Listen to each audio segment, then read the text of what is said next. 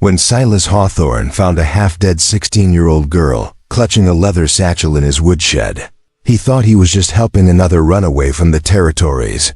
But inside that satchel was evidence of a conspiracy that would shake the Wyoming Territory to its core. And the girl's mysterious gift would transform a broken man's life in ways he never imagined possible. The autumn of 1887 had been brutal to the lumber camps of the Wyoming Territory. Early snows had trapped most operations in the high country, forcing crews down to the valley floors weeks ahead of schedule. Silas Hawthorne stood 6 feet 4 inches in his work boots, a giant of a man with shoulders broad enough to carry the weight of fallen trees and the sorrows of a dozen seasons spent alone in the wilderness.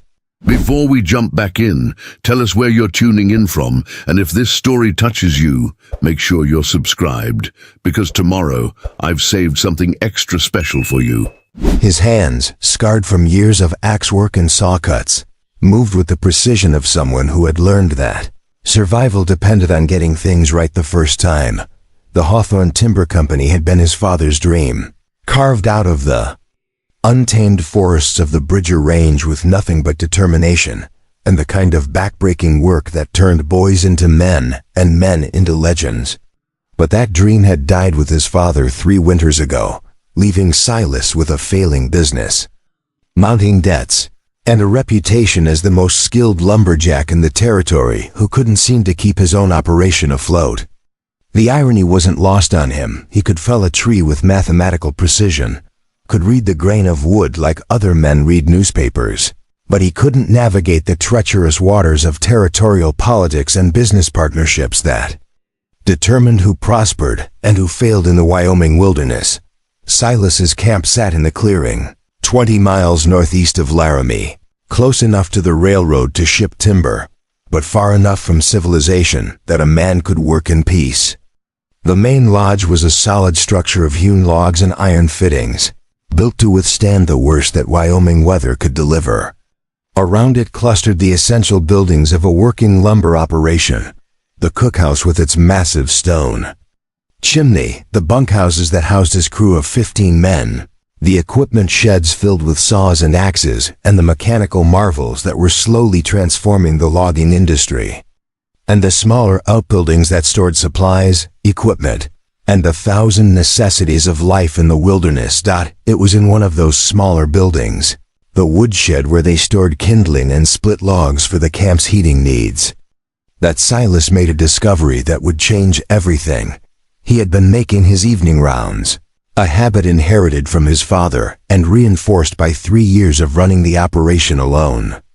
Check the equipment, secure the tools, make sure the fires were banked properly for the night. It was November 15th, and the temperature had dropped below freezing for the first time that season. Winter was coming early, and Silas could feel it in his bones, the deep, aching cold that meant months of isolation, reduced operations, and the constant struggle to keep men and equipment functioning in conditions that could kill the unprepared. The woodshed door was ajar, which struck him as odd. His men were disciplined about securing buildings against both weather and the occasional bear that wandered through camp looking for easy food. Silas approached cautiously, his hand instinctively moving to the axe handle that hung from his belt. 3 years of managing a lumber camp in hostile territory had taught him that anything unusual could mean trouble, and trouble in the Wyoming wilderness had a way of turning deadly before a man could react. He pushed the door open slowly, letting his eyes adjust to the darkness inside. The shed smelled of pine sap and wood smoke, familiar scents that usually brought him comfort. But tonight there was something else, something that made the hair on the back of his neck stand up. The metallic smell of blood, sharp and unmistakable. In the cold air, Silas stepped inside, moving carefully around the stacked cordwood.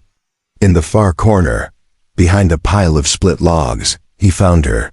She couldn't have been more than 16, small for her age, with dark hair matted with blood and dirt. Her dress, once probably blue, was torn and stained with what looked like days of hard travel through rough country. Her face was pale as winter ice, with dark circles under closed eyes and a split lip that had bled down her chin. But it was her hands that caught Silas's attention. Clutched against her chest was a leather satchel, held so tightly that her knuckles had gone white. For a moment, Silas thought she was dead. Then he saw the shallow rise and fall of her chest, the slight tremor in her hands that spoke of exhaustion rather than death. She was alive, but barely. Silas knelt beside her, his massive frame dwarfing her slight form. "Miss," he said quietly, not wanting to startle her. "Miss, can you hear me?" Her eyes fluttered open, revealing irises the color of storm clouds. For a moment she stared at him without comprehension, then terror flooded her features and she tried to scramble backward, clutching the satchel even tighter. "Please," she whispered, her voice hoarse and barely audible. "Please don't send me back to him." The desperation in her voice hit Silas like a physical blow. He had heard that particular note of fear before, in the voices of men who had pushed themselves beyond their limits in the wilderness, who had faced death and found themselves wanting. But this was different. This was the fear of someone who had been hunted, who had run until running was no longer possible. "Nobody's sending you anywhere," Silas said gently, keeping his voice low and calm. "You're safe now. What's your name?" She studied his face for a long moment, as if trying to determine whether he could be trusted. Whatever she saw there must have reassured her, because some of the tension went out of her shoulders. "Ruby," she said quietly. "Ruby Daniels." "Well, Ruby Daniels, my name is Silas Hawthorne, and you're in my lumber camp. Looks like you've had a rough time of it. How long since you've had anything to eat?" Ruby tried to sit up straighter, wincing as the movement apparently caused her pain. 3 days, maybe 4. Hard to keep track. Silas felt anger building in his chest, not at the girl, but at whatever circumstances had driven someone so young to flee into the wilderness with nothing but the clothes on her back. "Who did this to you?" Fear flickered across Ruby's face again. "My uncle, Mordecai Daniels. He killed my pa 2 weeks ago. Made it look like an accident, but I saw him do it. I heard them talking afterward, him and his partners. They've been stealing from the territorial government, taking money meant for the railroad workers and the army posts. Pa found out and threatened to expose them." The words tumbled out of her in a rush, as if she had been holding them back for so long that they couldn't be contained any longer. Silas listened without interruption, his experienced woodsman's eye taking in the details that supported her story. The quality of her dress despite its current condition, the calluses on her hands that spoke of recent hard labor, the way she held herself that suggested someone unused to physical hardship who had been forced to endure it. "Uncle Mordecai said he was going to marry me off to one of his partners, a man named Blackwood who's got mining claims up north. Said it would keep me quiet and profitable at the same time." Ruby's voice broke slightly. "I ran the night before the wedding. Been walking ever since, staying off the roads, sleeping in the woods. I knew if he caught me." She didn't finish the sentence, but she didn't need to. Silas had heard enough stories of frontier justice to know that men like Mordecai Daniels didn't leave loose ends untied. "This satchel," Silas said, nodding toward the leather bag she still clutched. "What's in it?" Ruby looked down at her hands as if she had forgotten she was holding anything. "Papers, documents, everything Pa gathered about Uncle Mordecai's schemes. Names, dates, amounts of money. Pa said it was insurance in case anything happened to him." Her laugh was bitter and sharp. Lot of good it did him. Silas felt the pieces of a larger picture beginning to form in his mind. Territorial corruption wasn't uncommon. The Wyoming Territory was still wild enough that men with ambition and flexible morals could carve out profitable enterprises in the spaces between legitimate authority. But what Ruby was describing sounded like something bigger, more organized than the usual small-time graft and embezzlement. "Ruby," he said carefully, "how did you know to come here?" Preparing and narrating this story took us a lot of time, so if you are enjoying it, subscribe to our channel. It means a lot to us now. Back to the story. This camp isn't exactly on any main roads. She managed a weak smile. Pa used to do business with lumber camps. Said honest men could usually be trusted to help someone in need. I saw your smoke yesterday morning and figured it was worth the risk. The simple faith in her words stirred something in Silas that had been dormant for months. When was the last time someone had looked at him and seen something worth trusting? His own men respected him, but respect born of competence wasn't the same as trust born of character. Ruby had bet her life on the hope that he was the kind of man who would help her, and the weight of that responsibility settled on his shoulders like a familiar burden. "Well," he said, getting to his feet and extending a hand to help her up. "Looks like you chose right. Come on, let's get you inside where it's warm. Cookie's probably got some stew left from dinner." Ruby took his hand, her small fingers disappearing in his massive palm. She was lighter than he expected when he helped her to her feet, and he could feel the tremor of exhaustion in her limbs. Whatever she had been through in the past 2 weeks had pushed her beyond her limits. They made their way across the camp slowly, Ruby leaning heavily on Silas's arm. The camp was quiet except for the distant sound of men talking and laughing in the bunkhouse.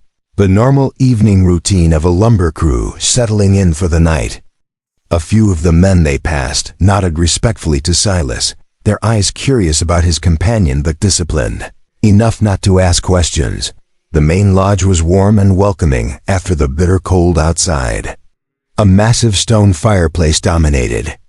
One wall, filled with a fire that cast dancing shadows across log walls hung with tools, maps, and the accumulated possessions of a man who had made the wilderness his home.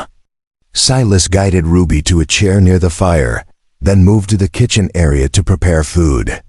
"Cookie left some beef stew," he said, ladling the thick mixture into a bowl. "And there's fresh bread from this morning. You take your time eating. Your stomach's probably not used to much food right now." Ruby accepted the bowl with hands that shook slightly, whether from cold, exhaustion, or emotion. Silas couldn't tell. She ate slowly, carefully, like someone who had learned the hard way that eating too fast after going without could be worse than not eating at all. While she ate, Silas studied her more carefully. Beneath the dirt and exhaustion, she was a pretty girl with delicate features and intelligent eyes. More importantly, she carried herself with a dignity that spoke of good upbringing, despite her current circumstances. This wasn't some wild frontier girl who had grown up rough. This was someone who had been raised with care and education. Someone who had been loved and protected until circumstances had stripped all of that away. "Better?" he asked when she had finished half the bowl. Ruby nodded, color beginning to return to her pale cheeks. "Thank you. I was starting to think I might not make it another day." "You're tougher than you look," Silas observed. 2 weeks in the wilderness with winter coming on, staying ahead of men who were hunting you, that takes strength most grown men don't have. "Pa always said I was stubborn as a mule when I set my mind to something," Ruby said with a ghost of a smile. "Guess I finally found something worth being stubborn about." Silas poured himself a cup of coffee and sat down across from her. "Tell me about your uncle. What exactly is he involved in?" Ruby's expression grew serious again. "From what I could piece together from Pa's papers, Uncle Mordecai's been skimming money from government contracts for months. He's got partners in Cheyenne and Laramie, maybe even back in Washington. They take money that's supposed to go to railroad construction and army supply contracts, then create false records to cover the theft. Pa found out because he was doing surveying work for some of the railroad routes and noticed discrepancies in the financial reports. How much money are we talking about? Thousands of dollars. Maybe tens of thousands. Enough to buy a lot of influence and silence a lot of people." Silas whistled low.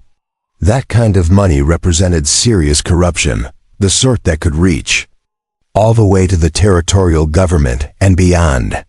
No wonder Ruby's father had been killed for threatening to expose it. Men had died for much smaller stakes in the Wyoming territory.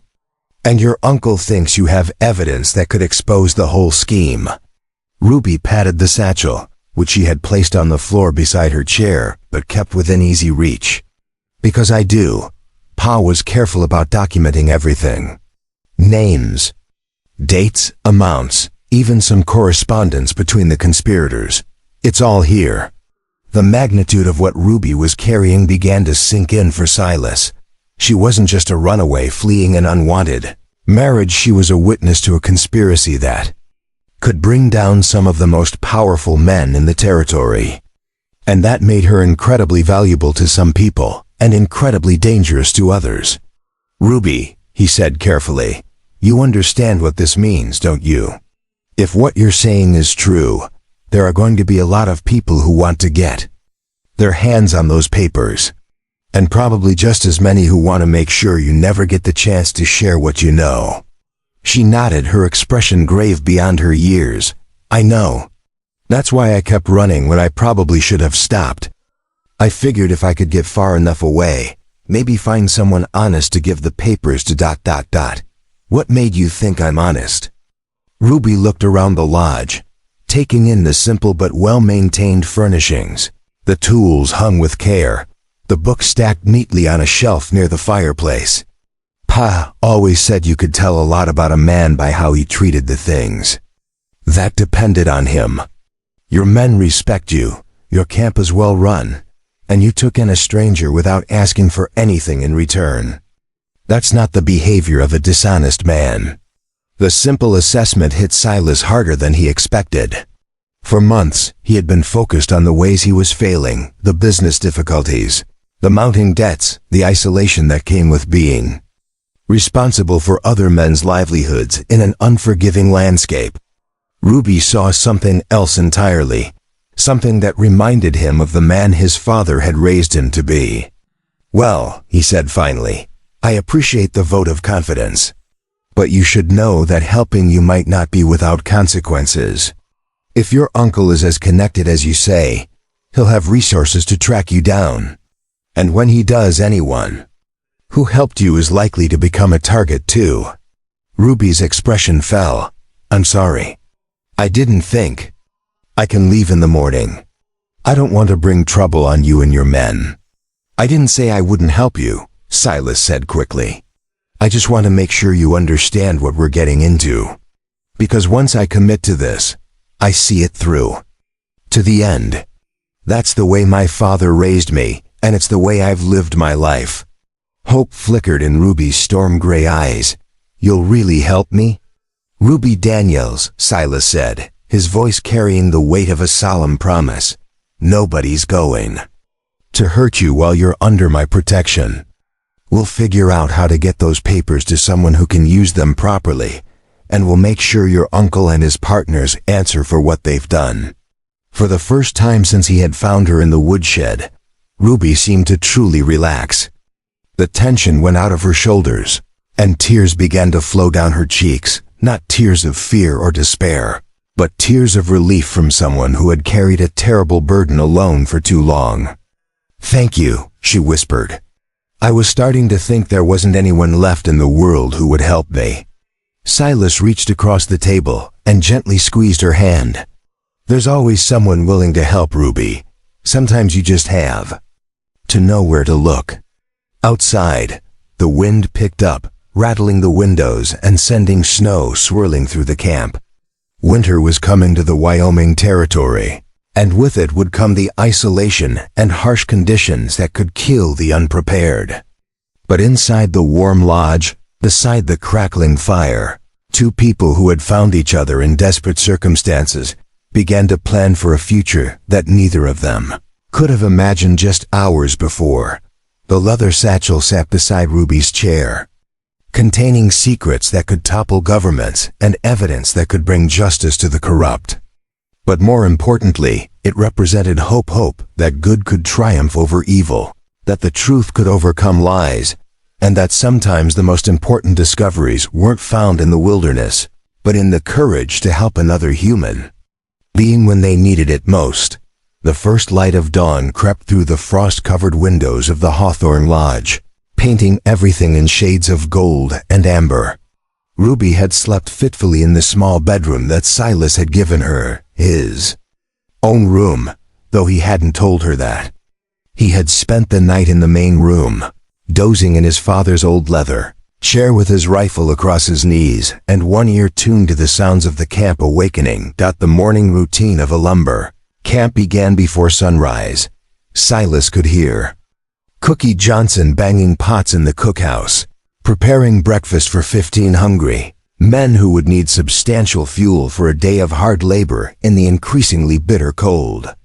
The sound of boots on wooden floors echoed from the bunkhouses as his crew prepared for another day of cutting, hauling, and processing the massive pines that covered the mountainsides around their camp. Ruby emerged from the bedroom wearing the same torn dress from the night before, her dark hair braided back as neatly as circumstances allowed. In the morning light, Silas could see more clearly the extent of her ordeal: bruises on her arms that spoke of rough handling, the hollow look in her eyes that came from too many nights sleeping on the ground, the way she moved carefully as if her ribs were sore. But there was something else too, something that hadn't been as apparent in the dim firelight the previous evening. Despite everything she had been through, Ruby Daniels carried herself with a quiet dignity that suggested an inner strength far beyond her 16 years. "Morning," she said quietly, clutching the leather satchel that had never left her side. "I hope I didn't take your bed." Silas stood up from the chair, working the kinks out of his back. At 35, he was still strong as a bull, but sleeping in chairs was getting harder on his joints. "Don't worry about it. I've slept in worse places. How are you feeling?" "Better," Ruby said, though her voice was still hoarse. "More rested than I've been in weeks, and warmer. I'd forgotten what it felt like to be truly warm." Through the windows they could see the camp coming to life. Men emerged from the bunkhouses, in heavy coats and wool hats, their breath visible in the frigid air as they made their way to the cookhouse for breakfast. The sounds of a working lumber operation filled the morning: axes being sharpened, saws being oiled, the distant crash of trees falling in the forest where the early crew had already begun their work. "Your men," Ruby said, watching the organized activity with obvious interest. "They seem different from the men I'm used to seeing in town." Silas followed her gaze, seeing his crew through her eyes. They were rough men, certainly the kind of hard cases who could handle the brutal physical demands of logging in the Wyoming wilderness. But they were also disciplined, respectful of each other, and the dangerous work they did. There was no drinking in camp during working hours, no fighting, no harassment of the occasional women who passed through selling supplies or seeking news of distant relatives. "Logging's dangerous work," Silas explained. "Men who can't be trusted with small things can't be trusted when someone's life depends on them. I learned that from my father, and he learned it from his. You keep good men by being the kind of boss they can respect." Ruby nodded thoughtfully. Pa used to say something similar about the survey crews he worked with. Said you could tell everything about a man's character by watching how he treated the people who depended on him. The mention of her father brought a shadow across Ruby's face, and Silas felt a familiar anger building in his chest. He had seen enough violence in his years in the territory to know that good men died too often, while corrupt ones prospered. The idea that someone like Ruby's father, an honest man trying to do right, had been murdered by his own brother-in-law for the sake of stolen money made Silas's hands clench into fists. "Tell me more about these papers," he said, nodding toward the satchel. "If we're going to figure out how to use them, I need to understand exactly what we're dealing with." Ruby hesitated for a moment, then sat down at the table and opened the leather bag. The contents were more extensive than Silas had expected: dozens of documents, letters, receipts, and what appeared to be copied pages from official government records. Ruby handled them with the care of someone who understood their importance, laying them out in organized piles. Pa was a surveyor for the territorial government, she began, her voice growing stronger as she focused on the familiar task of organizing. The evidence. He worked on railroad routes, mining claims, timber contracts, anything that required accurate maps and measurements. About 6 months ago, he started noticing discrepancies in the financial records for some of the projects he was working on. She picked up a sheet of paper covered with columns of figures in neat handwriting. This is from the Laramie to Cheyenne Railroad Extension Project. According to the official records, the government paid out $47,000 for survey work, land acquisition, and initial construction. But Pa's records show that only about $30,000 worth of actual work was completed. Silas studied the document, his woodsman's practical mind quickly grasping the implications. So someone pocketed $17,000. That's just one project, Ruby said, pulling out more papers. Pa found similar discrepancies in Army supply contracts, timber sales, even territorial road construction projects. Someone has been systematically stealing from the government for months, maybe years. The scope of the corruption began to dawn on Silas. This wasn't small-time graft, this was organized theft on a massive scale, the kind that required coordination between multiple parties and influence at the highest levels of territorial government. Your uncle, he said. Where does he fit into all this? Ruby's expression darkened. Uncle Mordecai worked for the territorial treasurer's office in Cheyenne. He had access to financial records and the authority to approve payments for government contracts. Pa figured out that Uncle Mordecai was approving payments for work that was never completed, then splitting the money with his accomplices. She pulled out a letter written in a different hand, the paper bearing an official territorial government seal. This is correspondence between Uncle Mordecai and someone named Blackwood, the same man he wanted to marry me off to. They're discussing plans to expand their operation to include mining contracts and Indian treaty payments. Silas felt his blood run cold. Stealing from mining contracts was bad enough, but stealing money meant for Indian treaty payments was not just theft. It was a direct threat to the fragile peace that existed between the territorial government and the various tribes. Men had started wars over less. Ruby, he said carefully, do you understand what this means? If your uncle and his partners are stealing treaty money, they're not just cheating the government, they're potentially putting every settler in the territory at risk. If the tribes don't receive the payments they were promised, they might decide that the government has broken the treaties. Ruby nodded, her young face grave with understanding. Pa said the same thing. That's why he was so determined to expose them, even when it became dangerous. He said some things were more important than personal safety. The courage of Ruby's father impressed Silas, but it also worried him. If a grown man with surveying experience and knowledge of the territory had been tracked down and killed, what chance did a 16-year-old girl have against the same enemies? Who else knows about these documents? He asked. Just me, as far as I know. Pa kept everything hidden in a secret compartment in his desk. I only found them after Uncle Mordecai killed him and I was packing up our things before running away. What about your uncle? Does he know you have them? Ruby shook her head. I don't think so. He was more focused on controlling me through the marriage arrangement. But he's not stupid. If he thinks about it long enough, he'll realize that Pa might have kept records. A knock at the lodge door interrupted their conversation. Silas quickly gathered up the papers and nodded for Ruby to put them back in the satchel while he answered the door. Tom Bradley, his foreman, stood on the porch with his hat in his hands and a concerned expression on his weathered face. Tom was one of the few men in camp who had worked with Silas's father, a steady and reliable man in his 50s, who could handle both the technical aspects of logging and the challenge of managing a crew of strong-willed individuals. Morning, Silas, Tom said, his eyes flicking curiously toward Ruby. Got a minute to talk? Of course. Tom Bradley, I'd like you to meet Ruby Daniels. She's going to be staying with us for a while. Ruby, Tom's my foreman and the closest thing to family I've got left." Tom touched the brim of his hat politely. "Miss Daniels, welcome to our camp." Ruby smiled shyly. "Thank you, Mr. Bradley. Mr. Hawthorne has been very kind."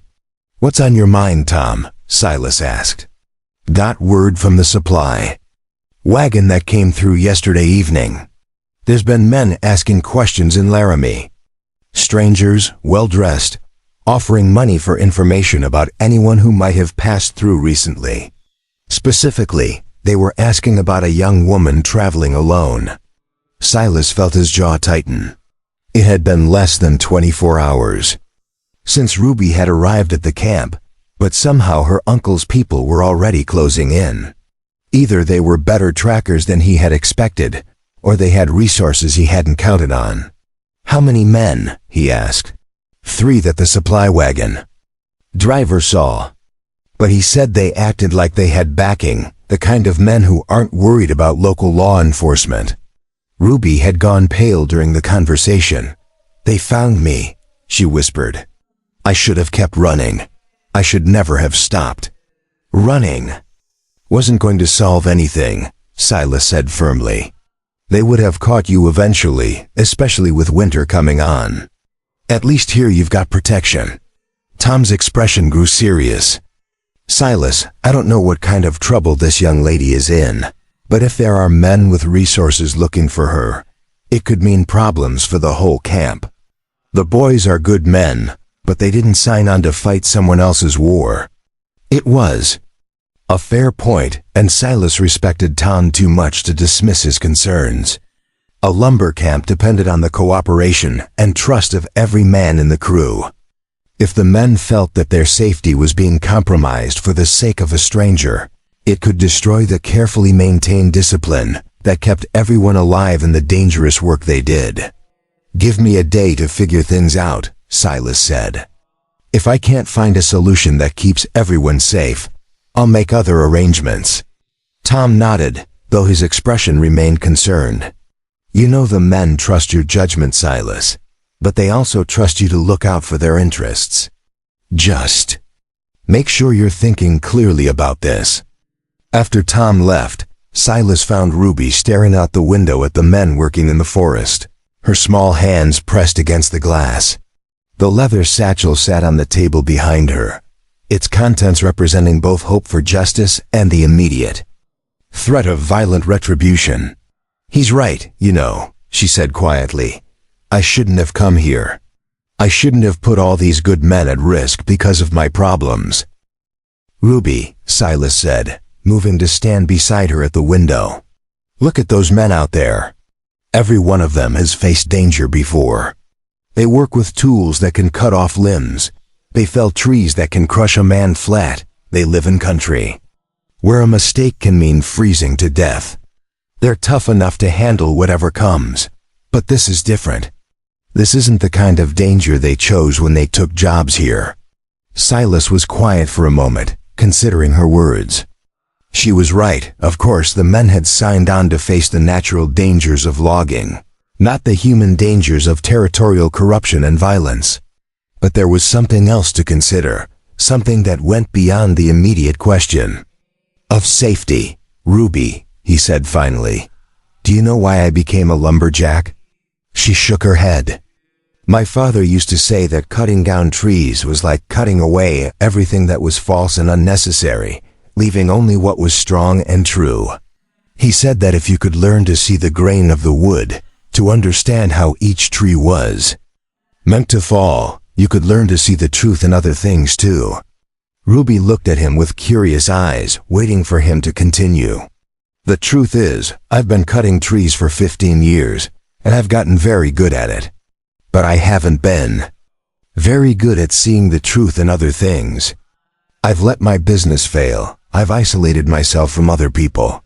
I've spent so much time in the woods that I'd almost forgotten there was a world beyond them that needed attention." He gestured toward the satchel.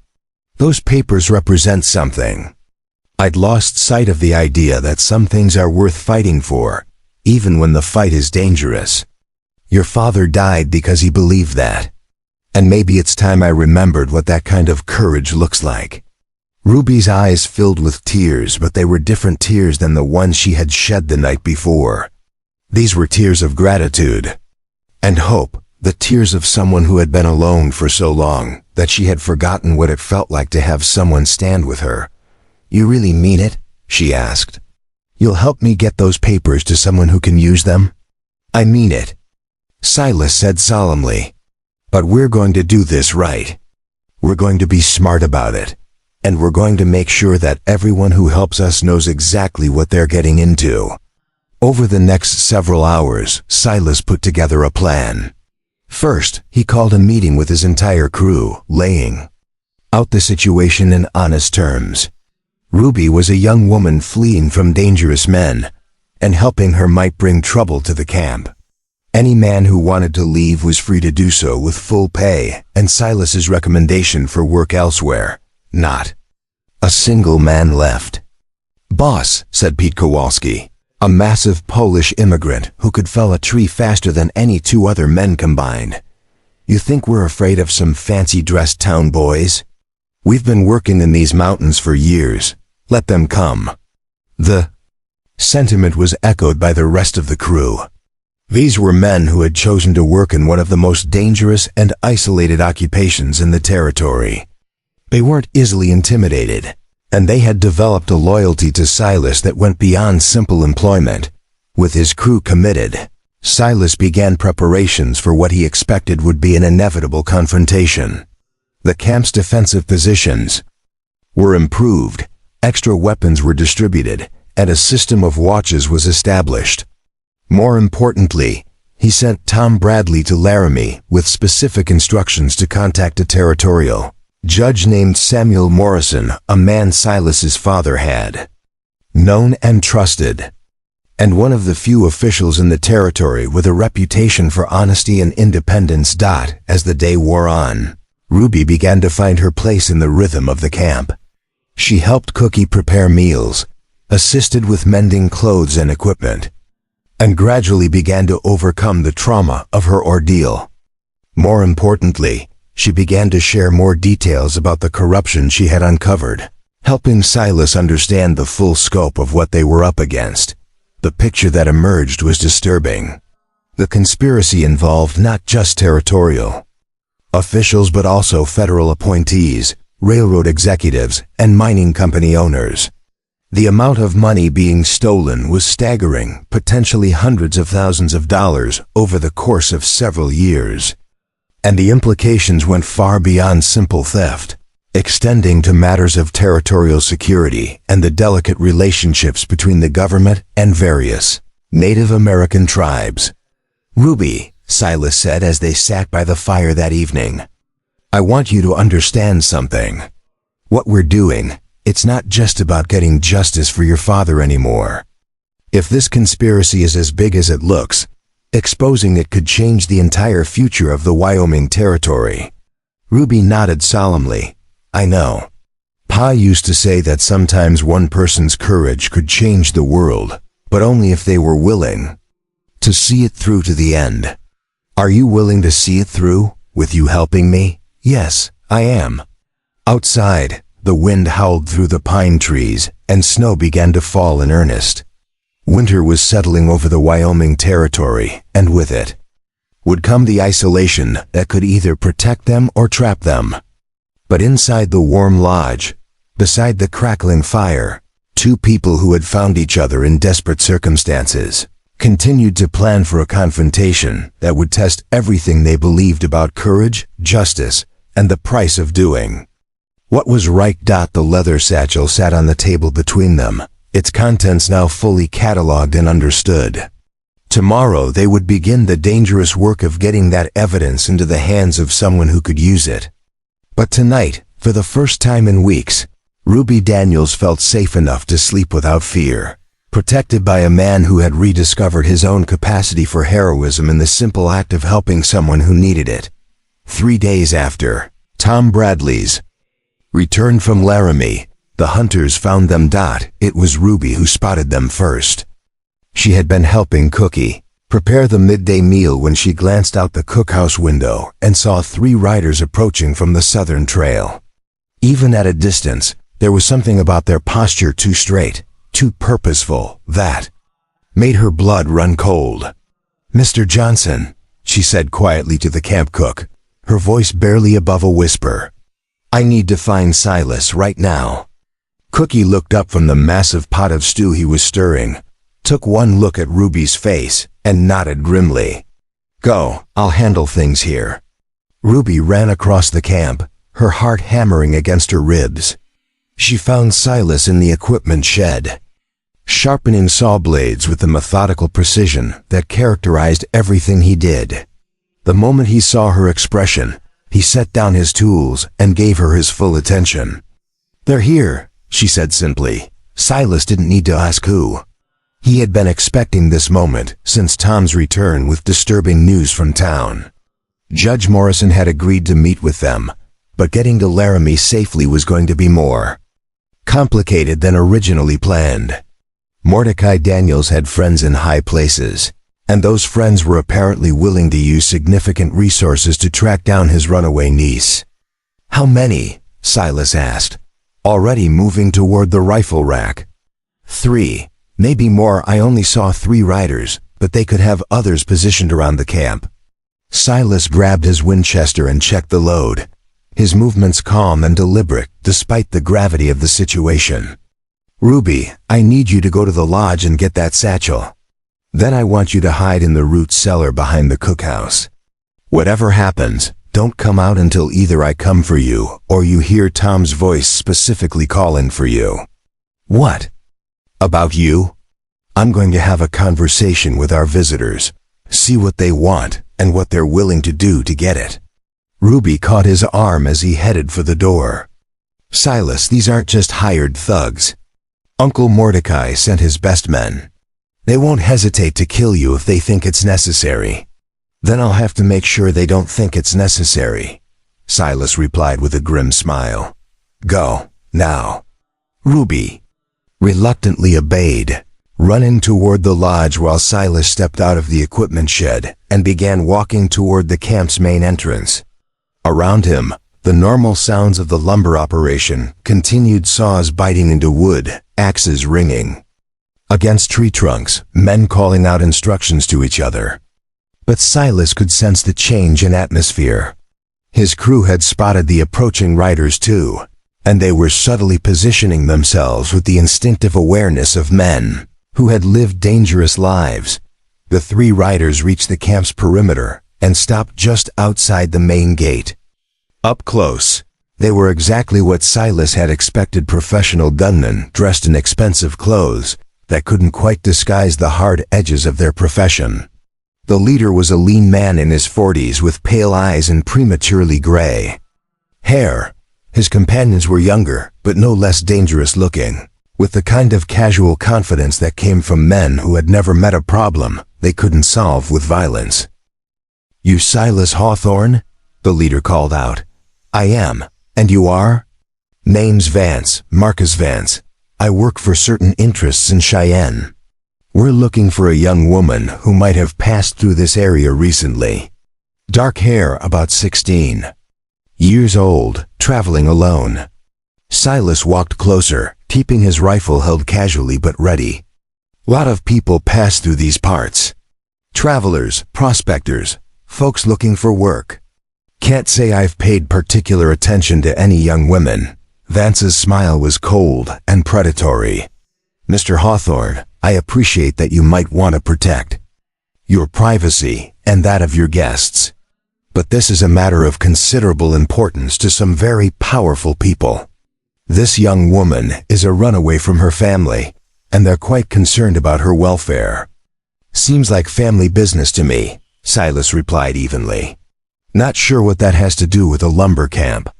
One of Vance's companions, a stocky man with a scarred face, urged his horse forward. "Maybe we should just search the place, Marcus. This mountain man's wasting our time." "Careful, Briggs," Vance said quietly, though his eyes never left Silas. "Mr. Hawthorne strikes me as a reasonable man. I'm sure he understands that cooperation is in everyone's best interest. During this exchange, Silas had become aware of subtle movements around the camp.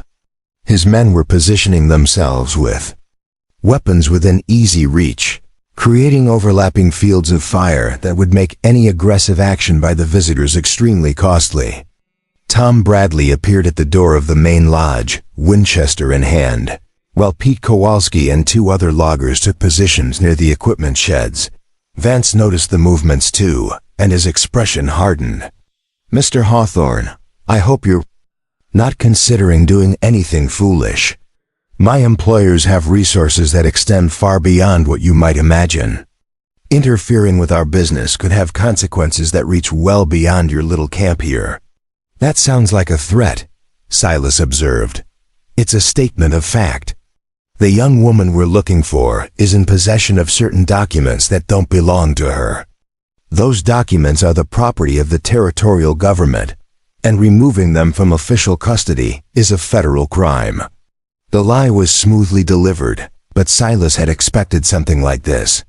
Men like Mordecai Daniels didn't survive in territorial politics without learning how to manipulate the legal system to their advantage. "Well," Silas said slowly, "if she's got stolen government documents, maybe you should be talking to the territorial marshal about this, or the federal authorities. Seems like it would be more official that way." Vance's patience was clearly wearing thin. "Mr. Hawthorne, I'm going to ask you one more time. Is there a young woman named Ruby Daniels in your camp?" The use of Ruby's name confirmed what Silas had suspected. These men weren't just looking for a runaway. They knew exactly who they were after, and probably had a good idea of what she was carrying. The charade of family concern was over. "And I'm going to tell you one more time," Silas replied, his voice hardening. "I don't make it a habit of discussing my guests with armed strangers. If you've got legal authority to search this camp, present it. Otherwise, I suggest you move along." The third rider, who had remained silent until now, finally spoke. He was younger than the others, maybe 25, with the kind of smooth features that suggested he was more than just hired muscle. "Mr. Hawthorne, perhaps we've gotten off on the wrong foot. My name is James Blackwood. I believe you may have heard of me." The name hit Silas like a physical blow. This was the man Mordecai Daniels had planned to marry Ruby off to, the man whose correspondence had been among the evidence in the leather satchel. Seeing him here, in person, made the threat to Ruby suddenly much more real and immediate. "Can't say I have," Silas lied. Blackwood's smile was every bit as cold as Vance's, but with an added layer of calculated cruelty. "I'm Ruby's fiancé. We were to be married last week, but she became confused about her obligations. Her uncle is naturally concerned about her welfare, especially given her recent loss. Seems like if she was supposed to marry you and chose to run away instead, that might tell you something about her feelings on the matter," Silas observed. "Ruby is very young," Blackwood replied with false patience.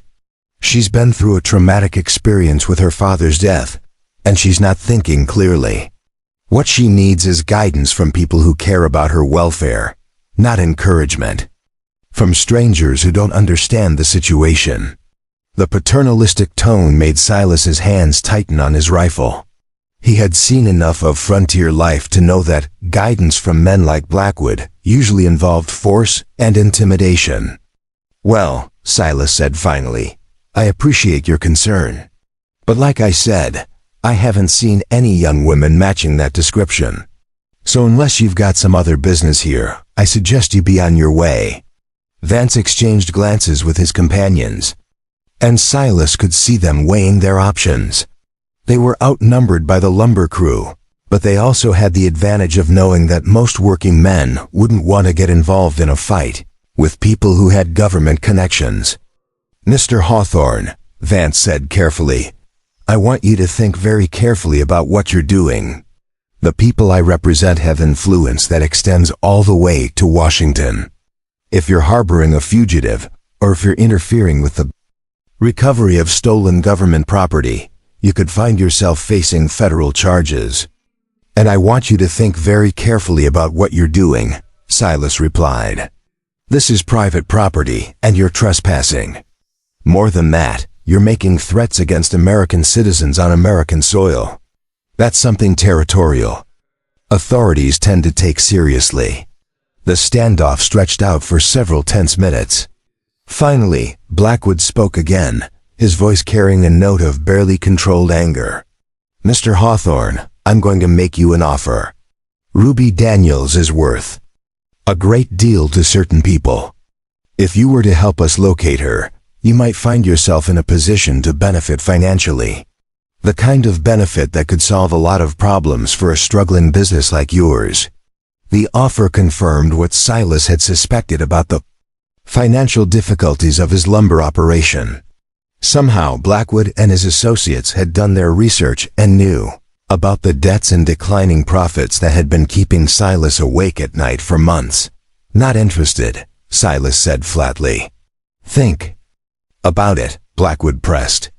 $5,000, cash, more money than you're likely to see in 2 years of cutting trees. All for pointing us in the right direction. I said I'm not interested. Blackwood's expression darkened. Very well, but understand this, we're not going away. We'll be watching this camp, and we'll be asking questions in town. If Ruby Daniels is here, we'll find her eventually. And when we do, we'll remember who helped us and who didn't. The three riders turned their horses and began to move away from the camp, but they didn't head back toward the main trail. Instead, they rode to a position about half a mile away where they could observe the camp's comings and goings while remaining out of rifle range. Tom Bradley approached Silas, his expression grim. Well, that went about as well as expected. What now? Now we find out what we're really made of, Silas replied. They're not going to give up and go away. And they're not going to wait much longer before they try a more direct approach. The men are ready, Tom said. But Silas, we need to be realistic about this. Those aren't just hired guns. They've got government backing, or at least the appearance of it. If this turns into a shooting war, we could find ourselves on the wrong side of the law. Maybe, Silas acknowledged. But sometimes being on the right side of justice matters more than being on the right side of the law. Ruby emerged from the lodge, having watched the entire confrontation from the window. Her face was pale, but her expression was determined rather than fearful. That was James Blackwood, she said quietly. The man Uncle Mordecai wanted me to marry. I figured as much. What can you tell me about him? He owns mining claims up north, but his real money comes from government contracts. Pa's documents show that he's been working with Uncle Mordecai to steal money from Army supply contracts and Indian treaty payments. He's not just corrupt, he's dangerous. He's killed people before. Silas felt a chill that had nothing to do with the mountain air. Ruby, I need to know, are you absolutely certain about what's in those documents? Because if we're going to fight this battle, we need to be sure we're fighting it for the right reasons. Ruby's eyes flashed with anger and determination. Mr. Hawthorne, I watched my uncle murder my father in cold blood. I heard him and Blackwood planning to divide up the money they'd stolen from people who trusted the government to keep its promises. I've seen the evidence of their crimes written in their own handwriting, I'm certain. Then we fight, Silas said simply, but we do it smart. Tom, I want you to take 2 men and ride to Laramie tonight. Use the back trails, avoid the main roads. Get to Judge Morrison and tell him we need help. If these men are as connected as they claim, we're going to need someone with legal authority on our side. What about the rest of us? We hold the camp and protect Ruby, however long it takes. As evening fell over the Wyoming territory, 2 very different groups of people prepared for what they knew would be a decisive confrontation. In the lumber camp, honest working men cleaned their weapons and checked their supplies, driven by the simple but powerful conviction that some things were worth fighting for. Half a mile away, professional killers and corrupt officials planned their assault, motivated by greed and the arrogant belief that power gave them the right to take whatever they wanted. But in the growing darkness between them, a 16-year-old girl sat by the fire, organizing the documents that would either bring justice to the Wyoming Territory or get them all killed in the attempt. The leather satchel sat beside her, its contents representing the hopes and dreams of her murdered father, and the future of everyone who had chosen to stand with her against the forces of corruption and violence. The wind howled through the pine trees, carrying with it the promise of snow and the certainty that before the sun rose again, blood would be spilled on the frozen ground of the Wyoming wilderness. But inside the warm lodge, surrounded by good men who had chosen to risk everything for the sake of doing right, Ruby Daniels felt something she hadn't experienced since her father's death: the unshakable conviction that justice, however long delayed, would ultimately prevail. The attack came at dawn on the 5th day, but not in the way anyone expected. Ruby woke to the sound of Cookie's panicked voice echoing across the camp. "Fire! Fire in the south timber!" She rushed to the window of the lodge and saw orange flames flickering through the pine trees, about a quarter mile from the camp's main buildings. Black smoke billowed into the gray morning sky, and she could hear the distant crash of burning trees falling. But what made her blood run cold wasn't the fire itself. It was the realization that the wind was blowing directly toward the camp. Silas burst through the lodge door, already dressed and carrying his rifle. His face was grim as he took in the situation. "It's not an accident," he said tersely. "They started it upwind from us, calculated to drive us out of the camp." "How do you know?" "Because I've been fighting fires in these mountains for 15 years, and I've never seen one start in 3 separate places at the same time during a snowstorm." Ruby looked more carefully and saw that he was right. The fire wasn't burning in a natural pattern. There were multiple ignition points spread across the forest in a deliberate line, designed to create maximum heat and smoke while cutting off the camp's most obvious escape routes. "What do? We fight it," Silas said grimly. "And we hope Tom made it to Judge Morrison in time." The next several hours became a hellish battle against both nature and human malice. Silas organized his men into firefighting crews, using every technique he had learned in years of protecting his timber claims from natural blazes. They cut fire breaks, hauled water from the stream that ran behind the camp, and set controlled backfires to rob the main blaze of fuel. But it was clear from the beginning that they were fighting a losing battle. The arsonists had chosen their timing well. The recent snowfall had created deceptively dangerous conditions. While the ground was covered with snow, the trees themselves were dry from months of autumn weather, and the wind was strong enough to carry burning embers across the fire breaks. Faster than the men could extend them, Ruby threw herself into the effort with desperate energy, hauling buckets of water and helping to evacuate the camp's most valuable equipment and supplies. But as she worked, she became increasingly aware that they were being watched. Vance and his men had positioned themselves on the ridgeline to the north, safely out of reach of the fire but close enough to observe everything that happened in the camp. They weren't helping with the firefighting, but they weren't leaving either. They were waiting. "They want us to run," she said to Silas during a brief break in the firefighting efforts. "They know the fire will force us to abandon the camp, and when we do, they'll be waiting to grab me on the trail." Silas wiped soot from his face with a wet cloth, his eyes red from smoke and exhaustion. Around them, his men continued their desperate battle against the advancing flames, but it was clear that they were being steadily pushed back toward the main camp buildings. "Maybe," he acknowledged, "but running might be our only option. We can't fight the fire and Blackwood's men at the same time. There has to be another way. Ruby, look around. Half the forest is on fire. We've got armed men watching our every move, and Tom won't be back with help for at least another day. Sometimes there aren't any good choices, Only choices that keep you alive long enough to find better ones. But Ruby was staring at the leather satchel, which she had brought with her from the lodge when the fire started. An idea was beginning to form in her mind, dangerous and desperate, but potentially their only chance. What if we don't run? She said slowly. What if we give them what they want? Silas looked at her sharply. Ruby, we've talked about this. Those documents are the only evidence of the corruption.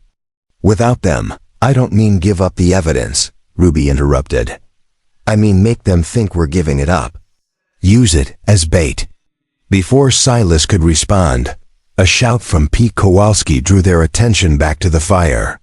The flames had jumped the creek that formed the camp's southern boundary and were now less than 100 yards from the equipment sheds. If they reached the sheds, the stored fuel and oil would turn the fire into an inferno that would consume everything in the camp. All right, boys, Silas shouted. Fall back to the main buildings. We're going to make our stand there. The next hour was a desperate race against time and flame. The men salvaged what they could from the outer buildings while creating a final firebreak around the lodge, cookhouse, and bunkhouses. Ruby found herself working alongside men who had accepted her as one of their own, their initial suspicion replaced by respect for her courage and determination. But as they worked, she kept thinking about her plan. It was risky potentially, suicidal, but it might be their only chance to turn the tables on their enemies. The key was timing and the element of surprise. As the fire crept closer to the main camp, Ruby made her decision. She found Silas coordinating the defense of the equipment shed and pulled him aside. I'm going to make a deal with them, she said quietly. Ruby, no, we've talked about this. Listen to me, she interrupted. I'm going to offer to trade the documents for safe passage for all of you. But I'm not going to give them the real documents. Silas stared at her. What do you mean? Last night, I made copies of the most important papers. Not perfect copies, but good enough to fool someone who's looking at them quickly. I'll give them the fake documents and tell them the originals are hidden somewhere else, somewhere I'll only reveal after you and the men are safely away. That's insane. The moment they realize the documents are fake, they'll kill you. Maybe, but it will give you time to get away with the real evidence. And it will give Tom time to get back with help. Silas was quiet for a long moment, his face grim as he considered the implications of her plan.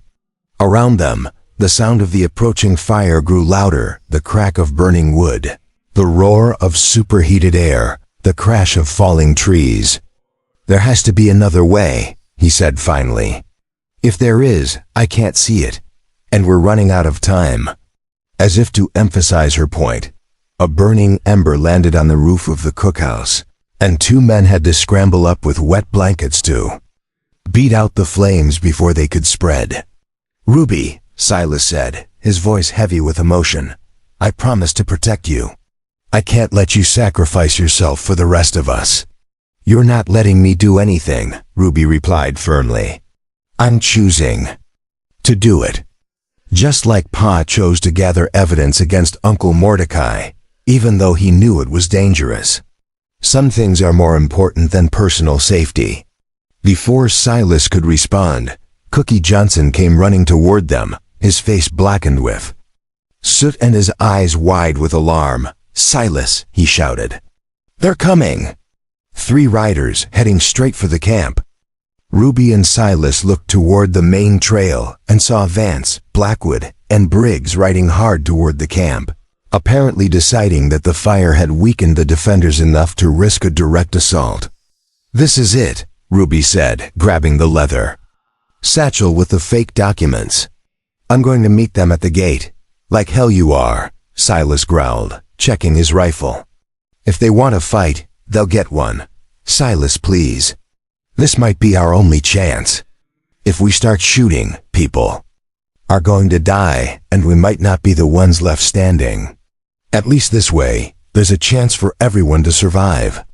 The 3 riders were now less than 100 yards away, and Ruby could see the confident expressions on their faces. They thought the fire had won the battle for them, that the defenders would be too exhausted and demoralized to put up effective resistance. "Give me 5 minutes," Ruby said urgently.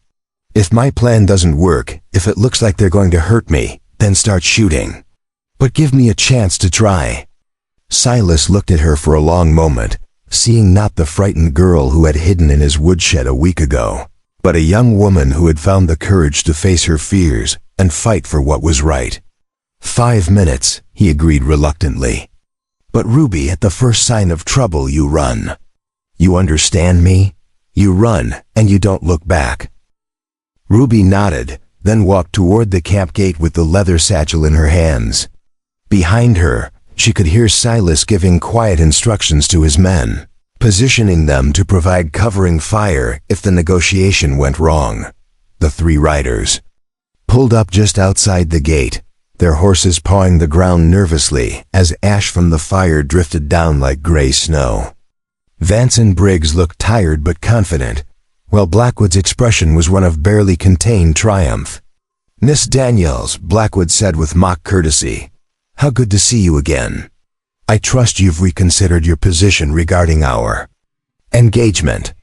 "I've reconsidered a lot of things," Ruby replied, trying to keep her voice steady, "including the value of the documents I've been carrying." Vance leaned forward in his saddle. "You have our attention."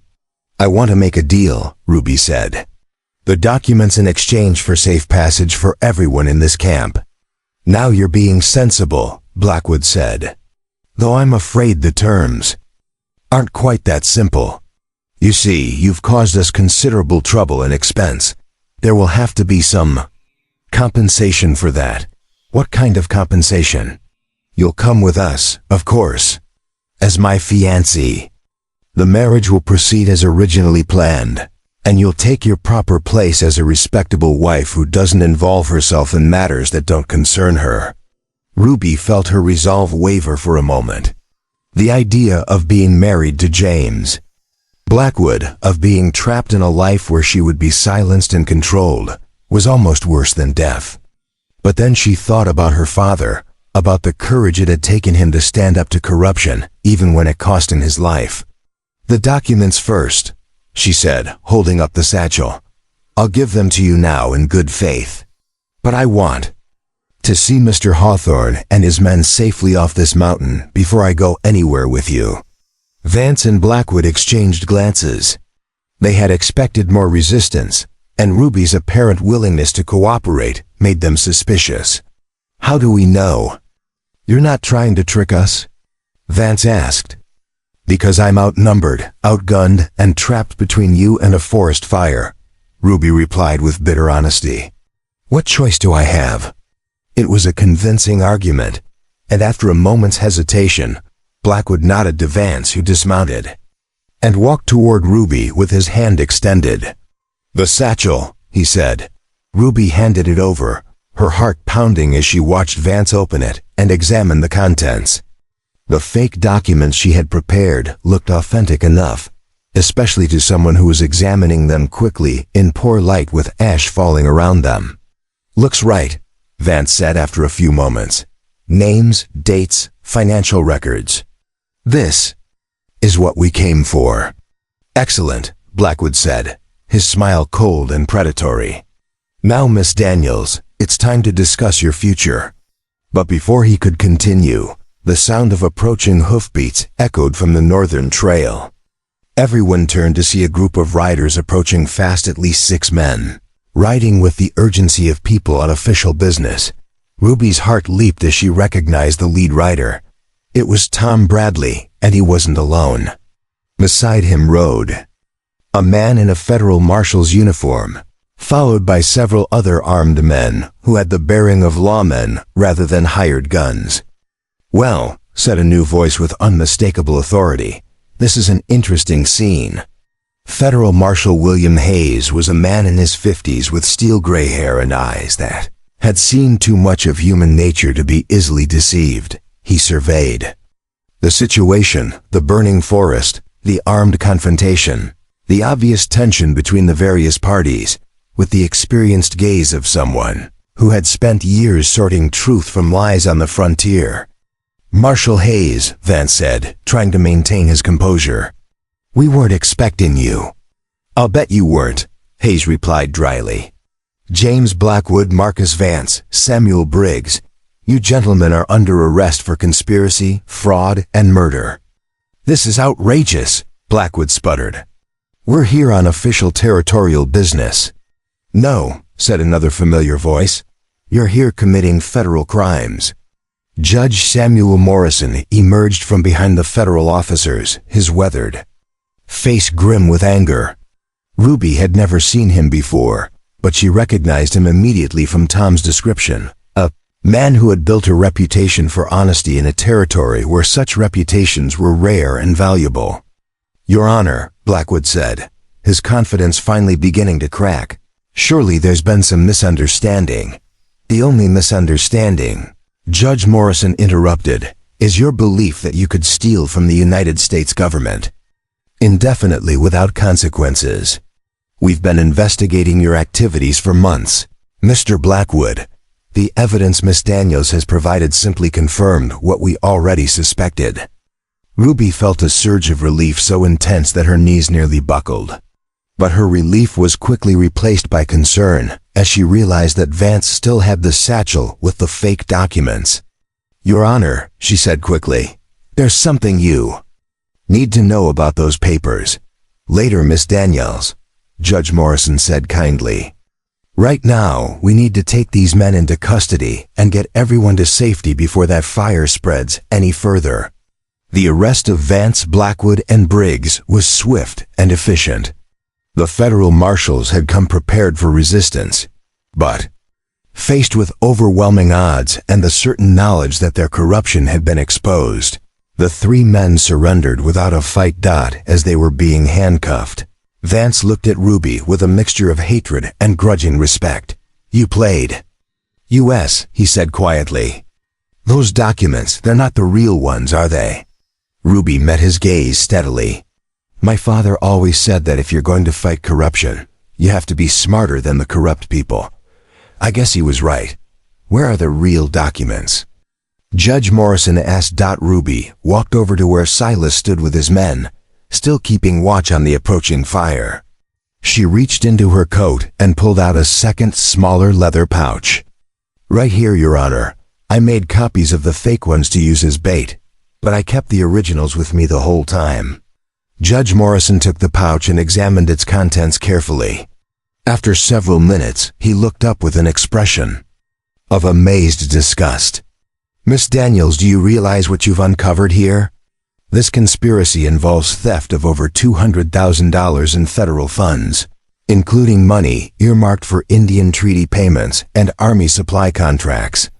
This could have started a war." "That's what my father thought," Ruby said quietly. "That's why he was willing to die to expose it." Judge Morrison placed a gentle hand on her shoulder. "Your father would be very proud of you, young lady. Very proud indeed." As the federal marshals prepared to escort their prisoners back to Laramie, Marshal Hayes approached Silas. "Mr. Hawthorne, I understand you and your men risked everything to protect Miss Daniels and preserve this evidence. The territory owes you a debt of gratitude." "We just did what needed doing," Silas replied simply. "Nevertheless," Judge Morrison interjected, "there will be a substantial reward for the recovery of the stolen funds. I believe you'll find it more than adequate to address any financial difficulties your business might be experiencing." Ruby watched as relief and disbelief crossed Silas's face. The reward money would not only save his lumber company, but allow him to expand operations and provide better wages for his men. But more than that, she could see something else in his expression, a sense of purpose and self-respect that had been missing for too long. He had rediscovered what it meant to fight for something larger than himself, and that was worth more than any amount of money. As the sun set over the Wyoming territory, the fire that had threatened to destroy everything finally began to burn itself out, contained by the fire breaks and the changing wind. In the gathering darkness, Ruby Daniels stood beside Silas Hawthorne and watched the men who had killed her father being led away in chains. She realized was sometimes slow in coming. But when it finally arrived, it was worth waiting. For 2 weeks after the arrest of Mordecai Daniels and his conspirators, Ruby stood in the ruins of her childhood home, sorting through the remnants of a life that felt like it belonged to someone else entirely. The small house on the outskirts of Laramie had been ransacked by her uncle's men in their desperate search for evidence. But among the broken furniture and scattered belongings, she had found something that changed everything she thought she knew about her father's work. Hidden in a cavity behind a loose stone in the fireplace was a metal strongbox that even Mordecai's thugs had failed to discover. Inside, wrapped in oiled cloth and protected from moisture and time, were documents that revealed the true scope of her father's investigation, and a secret that would transform not just Ruby's future, but the entire Wyoming territory. "Perhaps better records than even I knew," Ruby murmured to herself as she carefully examined the contents of the strongbox. There were survey maps dating back 5 years, detailed geological reports, and correspondence with mining engineers from as far away as Colorado and California. But most intriguing of all was a leather-bound journal filled with her father's careful handwriting, documenting discoveries that he had apparently kept secret even from his own daughter. The journal revealed that Thomas Daniels had been far more than a simple surveyor. He had been conducting a systematic geological survey of the entire Bridger Range, mapping mineral deposits and underground water sources with a precision that suggested years of careful study. And what he had discovered, according to his meticulously recorded observations, was nothing short of extraordinary. "Gold," Ruby whispered, running her finger along a map that showed the locations of promising ore deposits throughout the mountains. "And silver and copper. Pa found the richest mineral deposits in the territory, and he never told anyone." But as she read further, Ruby began to understand why her father had kept his discovery secret. The journal revealed that Thomas Daniels had recognized the implications of his findings, that knowledge of such extensive mineral wealth would bring a flood of prospectors, mining companies, and speculators to the Wyoming territory. The resulting chaos would destroy the lives of honest settlers, drive the remaining Native American tribes from their traditional lands, and create the kind of environmental devastation that had already scarred other parts of the West. More importantly, Thomas Daniels had realized that in the hands of corrupt officials like his brother-in-law Mordecai, information about mineral deposits would become another source of graft and theft. Mining claims would be awarded to cronies and conspirators rather than legitimate prospectors, and the wealth of the territory would be systematically stolen just as government contract money had been. "So he kept it secret," Ruby said aloud, feeling a new surge of admiration for her father's wisdom and integrity. He knew what it was worth, but he also knew what it would cost. The final entries in the journal revealed Thomas Daniels' ultimate plan. He had intended to donate his geological surveys to the territorial government after the corruption in Cheyenne had been exposed and cleaned up. The mineral wealth of the Wyoming territory would be developed responsibly, under honest supervision, for the benefit of all the territory's citizens rather than a few well-connected thieves. But Thomas Daniels had been murdered before he could implement his plan, leaving his daughter to inherit not just the evidence of government corruption, but the knowledge of mineral wealth that could make the Wyoming territory one of the richest regions in the American West. Ruby carefully repacked the strongbox and made her way back to Laramie, her mind racing with the implications of what she had discovered. The reward money from exposing the government corruption had been substantial enough to ensure her financial security for years to come. But the geological surveys represented something far more valuable, the power to shape the future of an entire territory. She found Silas in the territorial courthouse, meeting with Judge Morrison and the federal officials who were still working to unravel the full extent of the corruption conspiracy. The lumber camp had been saved from the fire, and the reward money had indeed been enough to pay off his debts and expand his operations.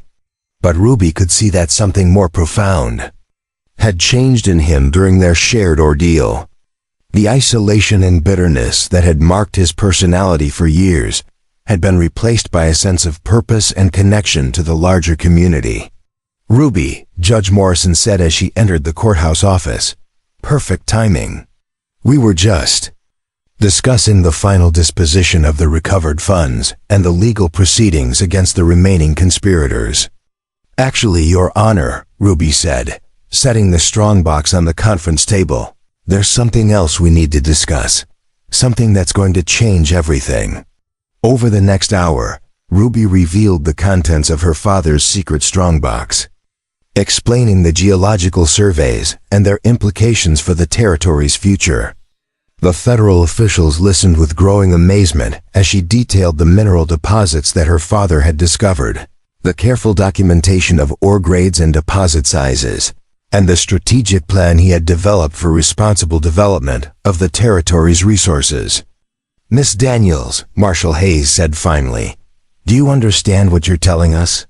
These surveys indicate mineral wealth that could exceed anything discovered in California or Colorado.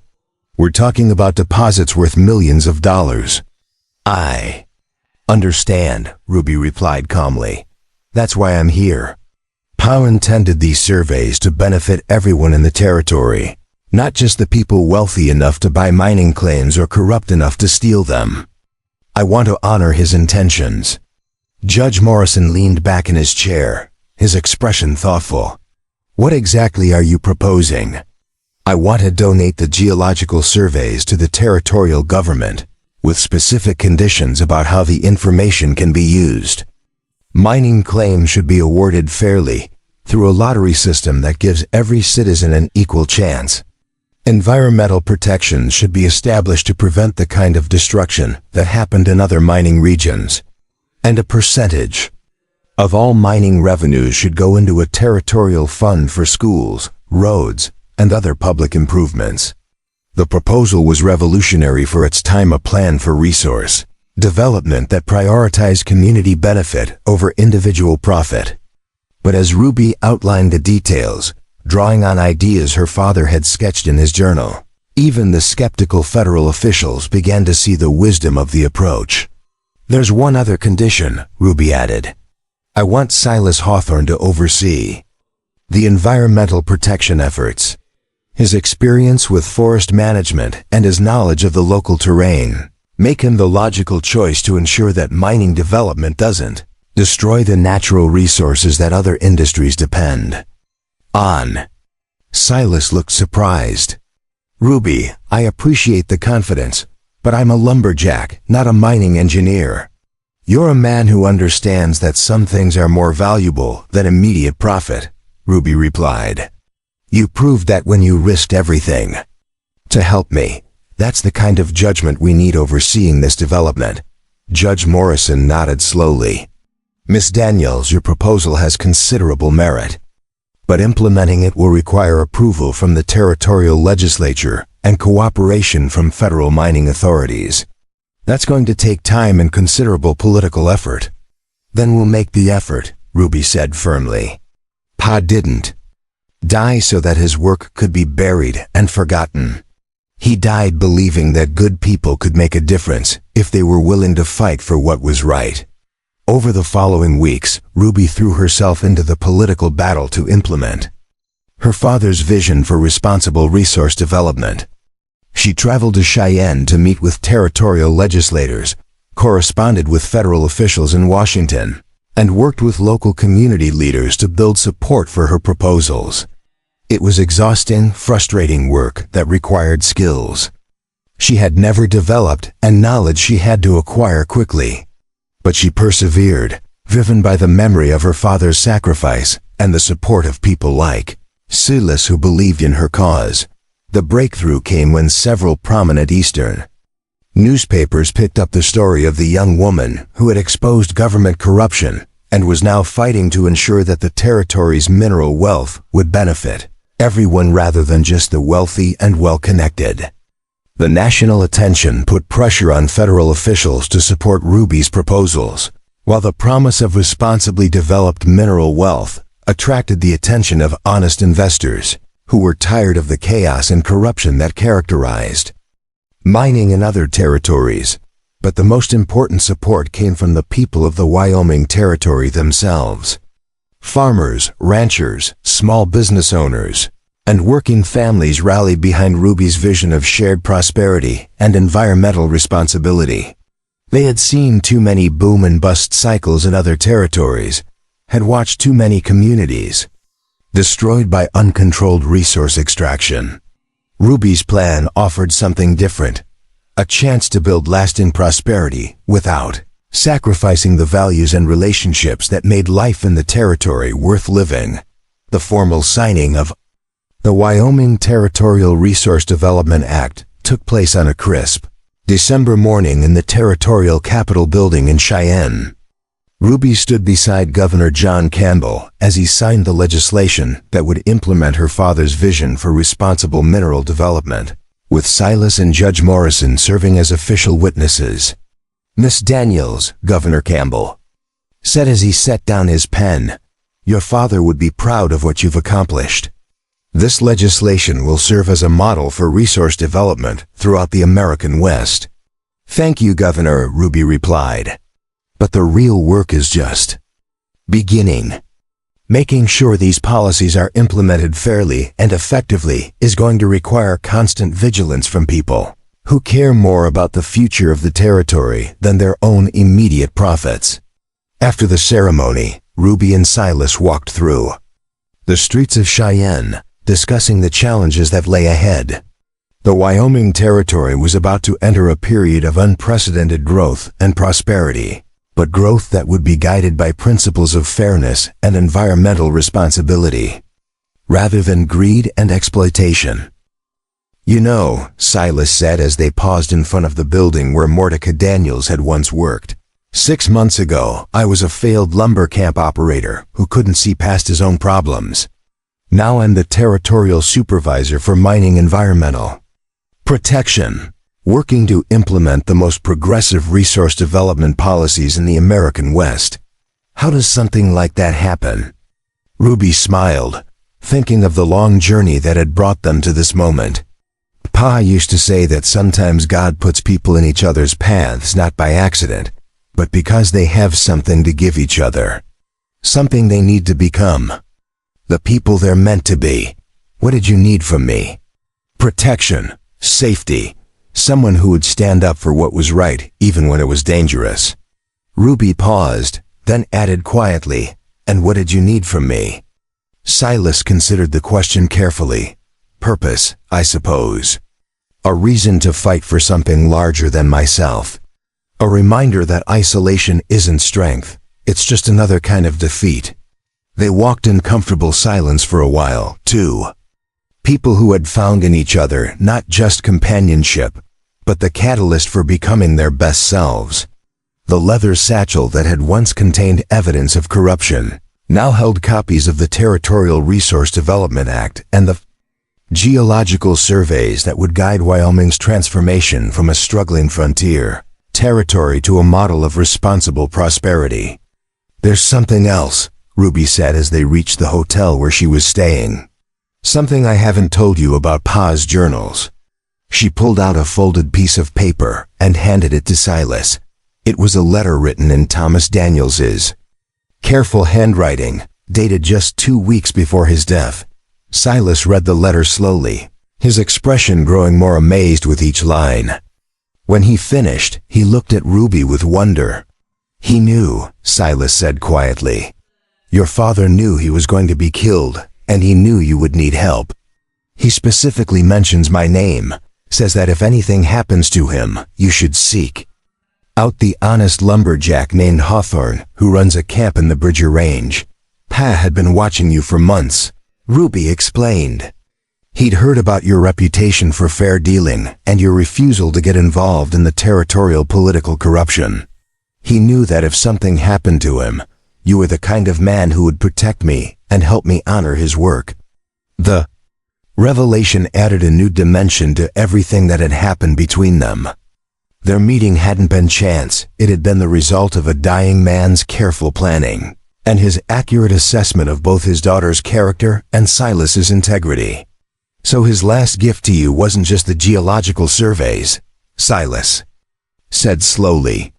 "It was making sure you'd find someone who would help you use them wisely." "And his gift to you," Ruby replied, "was giving you a chance to rediscover who you really were. A chance to be the kind of man your father raised you to be."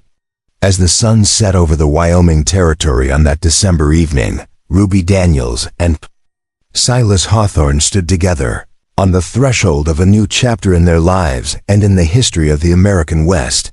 They had fought corruption and won, had protected the innocent and seen justice done, had transformed personal tragedy into community triumph. But more than that, they had discovered something precious and rare, the knowledge that when good people stand together for what is right, they can indeed change the world. The gift that Ruby had given Silas wasn't just purpose or companionship, but the restoration of his faith in the possibility of making a difference. And the gift that Silas had given Ruby wasn't just protection or safety, but the confidence to become the leader her father had always believed she could be. The Wyoming Territory's future stretched before them, bright with promise and grounded in principles of justice and responsibility. And at the heart of that future were two people who had learned that sometimes the most precious gifts are the ones that help others become who they were always meant to be. 3 years after the signing of the Wyoming Territorial Resource Development Act, Ruby Daniels stood on the observation platform of the newly constructed Bridger Range Mining and Environmental Center, watching the controlled activity of responsible resource extraction below. The mountainside buzzed with miners working in safety-focused shifts, engineers monitoring water quality, and reforestation crews replanting completed extraction areas. This was nothing like the environmental devastation that characterized mining in California or Colorado. Instead of scarred hillsides and poisoned waterways, Wyoming's mines operated under strict environmental guidelines that had become a model for responsible resource development throughout the American West. The program's success had attracted national attention from mining companies, government officials, and conservationists eager to study these innovative approaches. Ruby, now 19 and widely recognized as one of the territory's most influential young women, served as director of the Mining and Environmental Center. The position required balancing competing interests of mining companies, environmental advocates, and local communities while ensuring her father's principles remained the foundation of all development activities. "The quarterly environmental report," said Margaret Sullivan, Ruby's assistant and one of the first women to attend the newly established Wyoming Territorial College. Margaret was a graduate of the college's pioneering Natural Resource Management program, a field created specifically to support the territory's innovative resource development approach.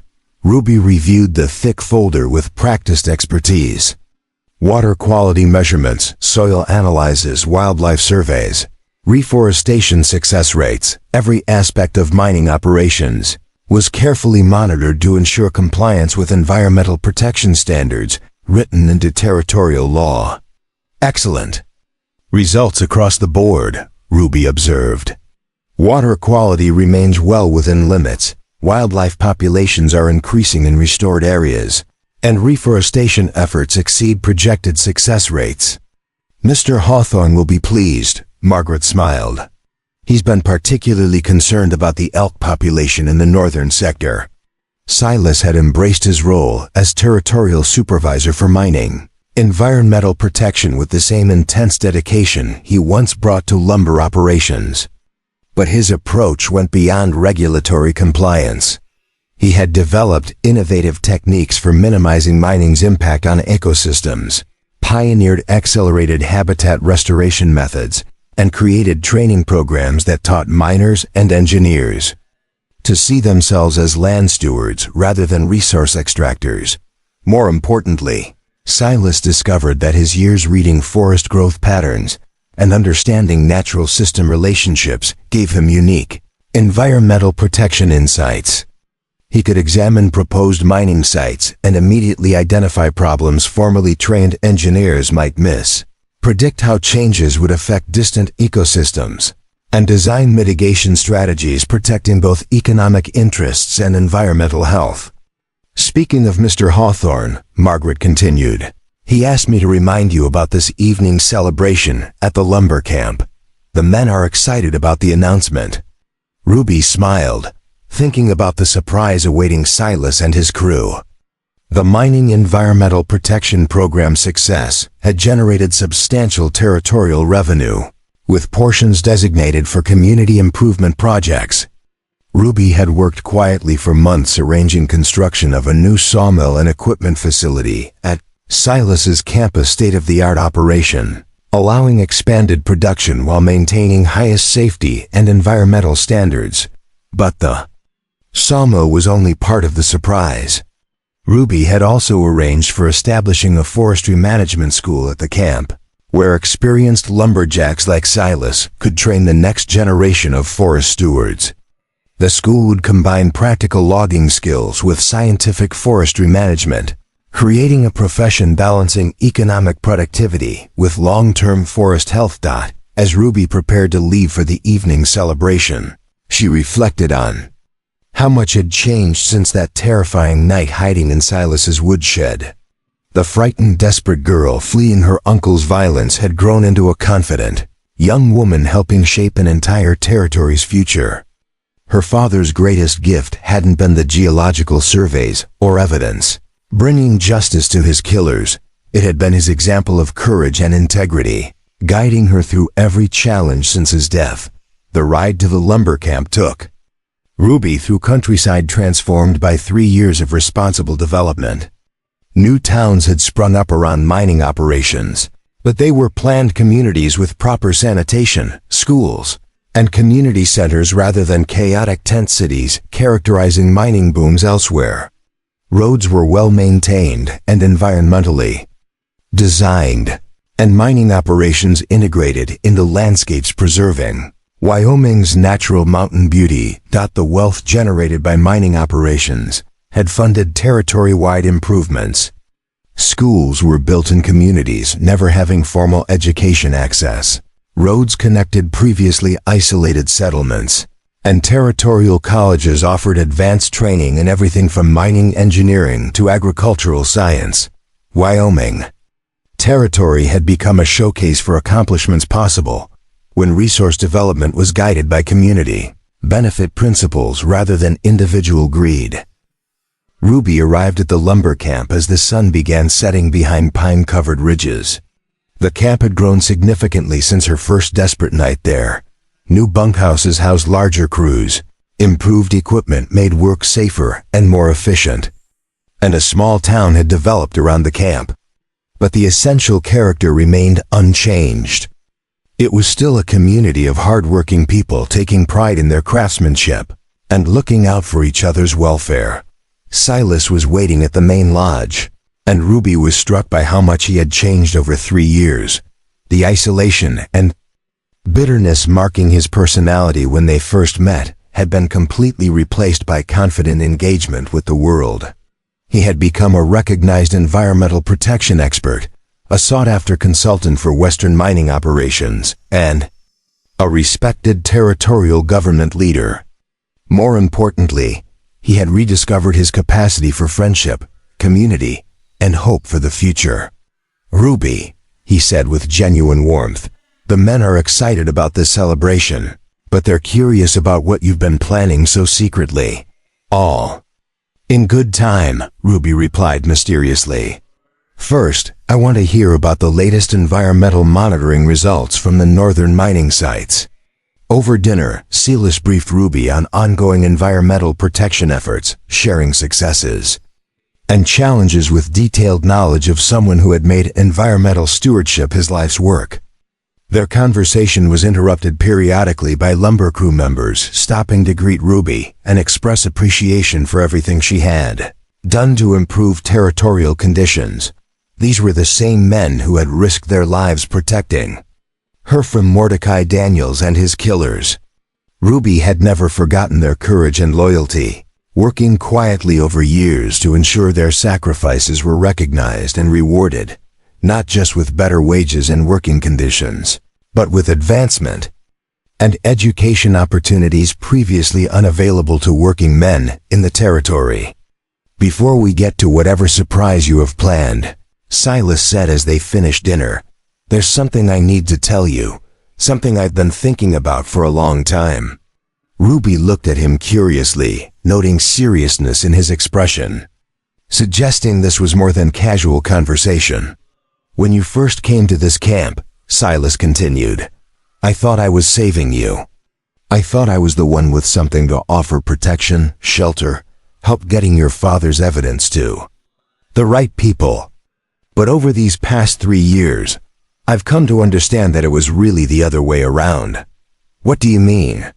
"You saved me, Ruby, not from physical danger, but from something worse, from becoming the kind of man who had given up on the possibility that life could be meaningful, that individual actions could make a difference, that there were still things in the world worth fighting for." Ruby felt tears beginning to form as she listened to Silas's words. She had always known their relationship had been transformative for both of them, but hearing him articulate the depth of that transformation moved her more than expected. "When I found you in that woodshed," Silas continued, "I was a man who had been running away from life for 3 years. I had convinced myself that isolation was strength, that not caring about anything beyond immediate responsibilities was wisdom. But you showed me that real strength comes from being willing to risk everything for the sake of doing what's right. You showed me that wisdom isn't about protecting yourself from disappointment. It's about having the courage to hope for something better." "Silas, let me finish," he said gently. "I know you've accomplished incredible things over these past 3 years. You've become a leader, a reformer, someone whose work will influence American West development for generations. You have opportunities and responsibilities that could take you anywhere in the country, maybe the world. But I need you to know that whatever happens, whatever choices you make about your future, you've already given me the greatest gift anyone could give another person." "What gift is that?" "You gave me back my life. You helped me remember who I was supposed to be." Ruby reached across the table and took Silas's hands, feeling the calluses and scars, speaking of years of honest labor, and the strength that had protected her when she needed it most. "You're wrong about one thing," she said softly. "You think I saved you, but you saved me too. Not just from Uncle Mordecai and his killers, but from despair. From the belief that good people always lose, that corruption and violence always win. You showed me that there are still people who will risk everything to help a stranger, who will stand up for what's right, even when it's dangerous." They sat in comfortable silence, both understanding they were acknowledging something that had been growing between them for years, but had never been directly addressed. "Ruby," Silas said finally, "I know that you're only 19, and I know you have a whole world of opportunities ahead. I don't want to complicate your life or limit your choices. But I need you to know that I love you. Not as the frightened girl I found in my woodshed, but as the remarkable woman you've become. And if there's ever a time when you think that what I have to offer might be enough to build a life on, I'll be here." Ruby felt her heart racing as she listened to Silas's declaration. She had known for months that her feelings for him had evolved far beyond gratitude and friendship. But she had been uncertain about navigating the complexities of their relationship, the age difference, their professional collaboration, the public attention surrounding everything she did. "Silas," she said quietly, "do you remember what you told me that first night, when I asked if you were going to lock me up? You said there wasn't a single lock in your place. That's when I knew I could trust you, not because you couldn't hurt me, but because you chose not to. I remember. That's what love should be, isn't it? Not possession or control, but the choice to honor someone else's freedom, even when it might mean losing them. Silas nodded, understanding the deeper meaning of her words. I do have opportunities, Ruby continued. I've been offered positions with the federal government, with universities, with mining companies wanting to implement our environmental protection methods in other territories. I could go anywhere, do anything. Silas's expression remained calm, but Ruby could see tension in his shoulders as he prepared to accept whatever decision she had made. But I've already found what I was looking for, she said with a smile lighting up her entire face. I've found meaningful work, a community that feels like home, and a man who loves me enough to want me to be free to choose my own path. Why would I leave all of that behind to go searching for something I've already found? The relief and joy flooding Silas's features made Ruby's heart soar. But before he could respond, she held up a hand to stop him. However, she continued with mock seriousness, there are going to be some conditions if we're going to make this work. Name them. First, we're going to be partners in every sense of the word. I'm not going to be the little woman who stays home while her husband makes all the important decisions. We're going to work together, make decisions together, and build something together that's bigger than what either of us could accomplish alone. Agreed, Silas said immediately. Second, we're going to wait at least a year before we get married. I want people to know that I'm making this choice with a clear head and mature understanding of what I'm committing to. Agreed. And third, Ruby said with a grin, you're going to have to ask me properly. None of this if there's ever a time business. A girl likes to be courted. Silas laughed, a rich, genuine sound Ruby had come to treasure over the years. He stood up from the table, walked around to her side, and took her hands as he knelt beside her chair. Ruby Daniels, he said with mock formality, would you do me the honor of becoming my wife? With the understanding that it will be a partnership of equals, that we'll wait a year to make it official, and that I'll spend every day of that year courting you properly? Yes, Ruby said simply. Yes, I will. The celebration that followed was everything Ruby had hoped. The announcement of the new sawmill and forestry school was met with cheers from the lumber crew, who understood the improvements would secure their jobs and create opportunities for their children. But the announcement of Ruby and Silas's engagement was met with even greater enthusiasm from men who had watched their relationship develop over 3 years and had been hoping for exactly this outcome. As the evening wore on, Ruby and Silas found themselves on the main lodge porch, looking out over the camp that had become the center of their shared life. The lumber operation buzzed with evening activity, and in the distance, mining operation. Lights twinkled like stars against the mountainside. Do you ever think about that night when I first found you? Silas asked, putting his arm around Ruby's shoulders. Every day, Ruby replied. Do you ever regret it? Taking in a stranger, getting involved in all of this. Silas was quiet for a moment, considering the question seriously. The past 3 years had brought challenges and dangers he never could have imagined when he first opened his woodshed door. His life had been completely transformed. His comfortable isolation replaced by public responsibility and personal commitment. Not for a second, he said finally. That night changed everything for me.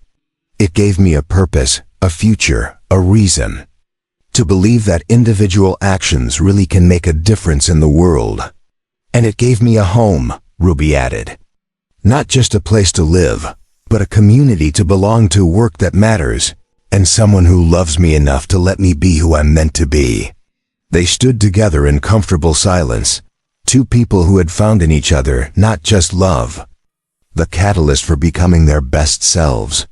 Around them, the Wyoming Territory continued its remarkable transformation from struggling frontier region to model of responsible development and good governance.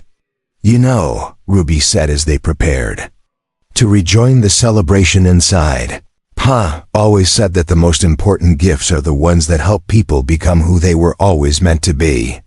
He was right, Silas replied. And Ruby, thank you for helping me become the man I was supposed to be.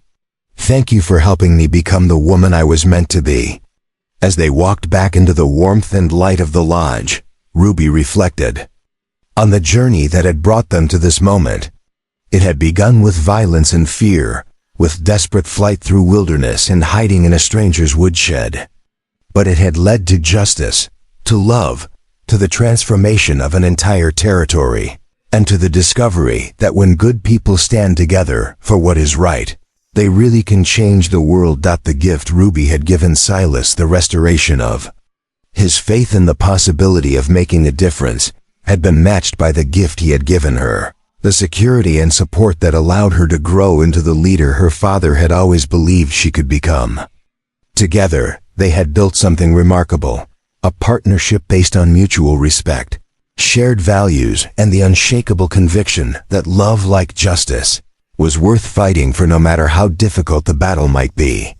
Up next, you've got 2 more standout stories right on your screen. If this one hit the mark, you won't want to pass these up. Just click and check them out. And don't forget to subscribe and turn on the notification bell so you don't miss any upload from us.